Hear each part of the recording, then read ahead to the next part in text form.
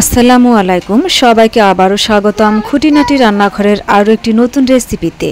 বন্ধুরা, আজকে আমি আপনাদেরকে তৈরি করে দেখাবো পুঁইশাকের মজার একটি রেসিপি, পুঁইশাক ভাজি রেসিপি। এই রেসিপিটা ধোয়া ওঠা গরম ভাতের সাথে খেতে কিন্তু খুবই চমৎকার। তো চলে এলাম গ্যাসের চুলায়, গ্যাস অন করে একটি কড়াই বসিয়ে দিয়েছি। কড়াইয়ের মধ্যে দিয়ে দিচ্ছি সয়াবিন তেল, আর দিয়ে দিব একটা শুকনা মরিচ 2 খণ্ড করে, আর দিয়ে দিব কিছুটা আস্ত জিরা, আর দিয়ে দিব বড় 2টা পেঁয়াজ কুচি, কাঁচামরিচ কুচি আর রসুন কুচি। পেঁয়াজটা একটু বেশি দিলে কিন্তু খেতে মজা হয়, এজন্য বেশি পরিমাণে দিয়ে দিলাম। এবার হালকা করে একটু ভেজে নিব।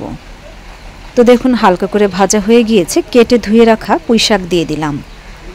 পুঁইশাকের যে নরম ডাঁটাগুলো থাকে সেগুলো আমি ছোট ছোট করে কেটে এর মধ্যে দিয়ে দিয়েছি। পুঁইশাক কিন্তু এখন বেশি দেখা গেলেও পরে কিন্তু কমে যাবে, আর পুঁইশাক থেকে কিন্তু প্রচুর পানি বের হয়। তো দেখুন এই ডাঁটাগুলো আমি দিয়ে দিয়েছি, নরম ডাঁটাগুলো। এবার স্বাদমতো লবণ দিয়ে দিচ্ছি, সামান্য হলুদের গুঁড়া দিয়ে দিচ্ছি।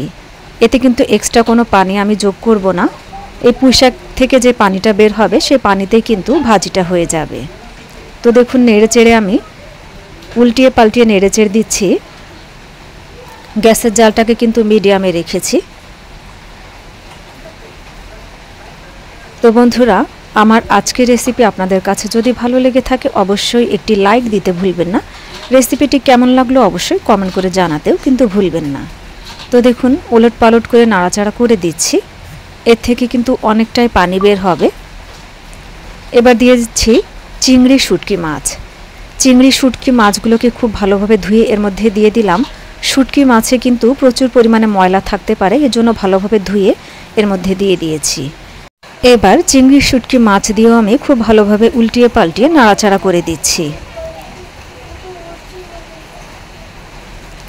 বন্ধুরা, পুঁইশাকের এই রেসিপিটা কিন্তু গরম ভাতের সাথে খুবই দারুণ হয়। তো দেখুন এর থেকে কিন্তু অনেকটাই পানি বের হয়েছে, এই পানিতেই কিন্তু রান্নাটা হয়ে যাবে। এবার ঢাকনা দিয়ে ঢেকে পানিটা শুকিয়ে আসা পর্যন্ত রান্না করে নিচ্ছি মিডিয়াম জালে। তো দেখুন পানিটা কিন্তু শুকিয়ে গিয়েছে, অল্প পরিমাণে পানি আছে। তো ঢাকনা খুলে ফিরে এলাম। আমি নাড়াচাড়া করে অল্প যেই পানি আছে এই পানিটা শুকিয়ে রান্না করে নিব। তো বন্ধুরা, যারা আমার এই ছোট্ট চ্যানেলটিকে সাবস্ক্রাইব করেছেন আপনাদের সবাইকে অসংখ্য ধন্যবাদ। আর যারা সাবস্ক্রাইব করেননি তাদের প্রতি অনুরোধ রইল আমার চ্যানেলটিকে সাবস্ক্রাইব করে পাশে থাকবেন। তো দেখুন রেসিপিটি কমপ্লিট হয়ে গিয়েছে। আমি একটি প্লেটে আপনাদেরকে নামিয়ে দেখাচ্ছি কতটা সুন্দর হয়েছে। এটা খেতে কিন্তু অসাধারণ মজার হয়। রেসিপিটা সাধারণ মনে হলেও কিন্তু খেতে খুবই অসাধারণ। তো আপনারা কিন্তু একদিন এভাবে বানিয়ে খাবেন। তো আমি একটু খেয়ে বলছি আপনাদেরকে কেমন হয়েছে। খুবই মজার হয়েছে বন্ধুরা, না খেলে বুঝবেন না এভাবে বানিয়ে খেলে।